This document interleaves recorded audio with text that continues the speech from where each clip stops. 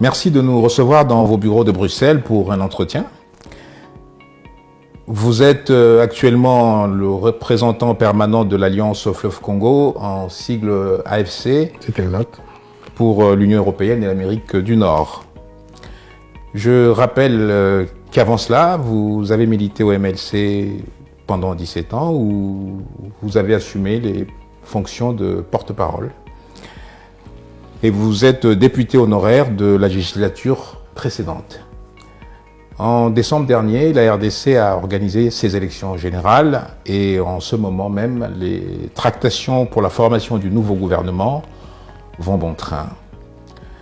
Mais vous, Jean-Jacques Mamba, vous avez fait le choix de rejoindre l'AFC. Depuis, on vous accuse d'être un rebelle. Pouvez-vous nous dire si ce qualificatif, à votre avis, s'applique à vous? Et si oui, pourquoi avez-vous choisi d'être un rebelle? Avant de répondre à la question, j'aimerais quand même, la question de mon choix vers l'AFC, j'aimerais quand même répondre à ce qualificatif ou répondre à cette question. Parce que généralement, ce que je peux observer, c'est que ce sont les amis de l'UDPS ou la majorité des Congolais qui appréhendent mal cette question. Un rebelle, c'est celui qui s'oppose à un pouvoir dûment établi, c'est-à-dire établi selon les règles. Aujourd'hui, je suis fier d'être sur les traces du feu Étienne Tshisekedi, parce que comme vous le savez en son temps, il avait mandaté les cadres de l'UDPS à Goma pour rejoindre l'AFDL. Le feu Tshisekedi aussi avait créé l'ASD avec le RCD Goma. Il s'est retrouvé en alliance avec un groupe rebelle parce qu'il cherchait la paix, parce qu'il avait des objectifs. Et que donc aujourd'hui, je peux dire que je suis sur cette trace, d'une certaine manière, sur cette question-là. Et que, in fine, parce qu'on a levé le moratoire, s'il était vivant, j'aurais été très honoré d'être pendu avec lui, un peu comme ceux qui ont été crucifiés avec Jésus, parce que j'aurais été très honoré, comme je le dis, d'avoir suivi mon maître et d'avoir été sanctionné comme il devait l'être à l'époque, parce qu'il n'y avait pas de moratoire. Je pense que c'est une fausse question. L'adhésion à l'Alliance, d'abord, l'Alliance, c'est quoi? L'Alliance, c'est... Vous avez un groupe de Congolais qui, par obligation constitutionnelle, il faut bien lire l'article 64 de la Constitution, alinéa 1, on ne parle pas de possibilité, on ne parle pas d'alternative, on parle d'une obligation dont nous sommes des obligés de la Constitution. Dès lors qu'un individu, en l'occurrence M. Tshisekedi, organise une foire en lieu et place d'avoir des élections, s'organise un pouvoir de manière illégitime, nous avons, nous, Congolais, l'obligation de lui barrer la route. Mais malheureusement, il a orchestré les choses de telle manière qu'il se retrouve avec 25 assemblées provinciales parce que dans les 26 provinces, il n'y a eu aucun opposant. C'est ce que les résultats nous renseignent. À l'Assemblée nationale, vous avez 470 députés, mais lorsque vous regardez les résultats sur terrain, ça veut dire en termes de gestion et de perspective et d'évolution, et vous comparez aux résultats électoraux, vous verrez très bien qu'on ne peut pas comprendre qu'il fasse 80% des résultats à l'est du pays dès lors qu'il n'a pas réussi à pacifier l'est du pays. Donc ce sont des résultats fortement fallacieux.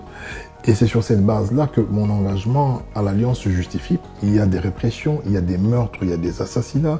Vous avez vu avec les Ouzalendo, et vous avez des statistiques quand même assez marquantes, même publiées par le CNDH, qui montrent combien il y a accroissement de violations ou de cas de violation de droits humains sous Tshisekedi.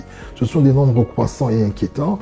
Il y a une alarme, si vous voulez, de l'autorité publique qui est lancée au niveau mondial pour demander à ce que, et chaque fois, on rappelle au gouvernement congolais qu'il doit vraiment faire attention à cette question-là. Donc, n'ayant pas la possibilité d'exercer mon droit de contestation dans un cadre institutionnel ou dans un cadre démocratique, dans le respect des normes, l'Alliance, qui est une obligation constitutionnelle, une révolution constitutionnelle, est la seule alternative aujourd'hui susceptible de barrer la route, suivant les recommandations de la Constitution, à M. Tshisekedi et à tous ceux qui l'accompagnent. Très bien. La question qui me vient à l'esprit, c'est le contexte politique de la création de l'Alliance Fleuve Congo.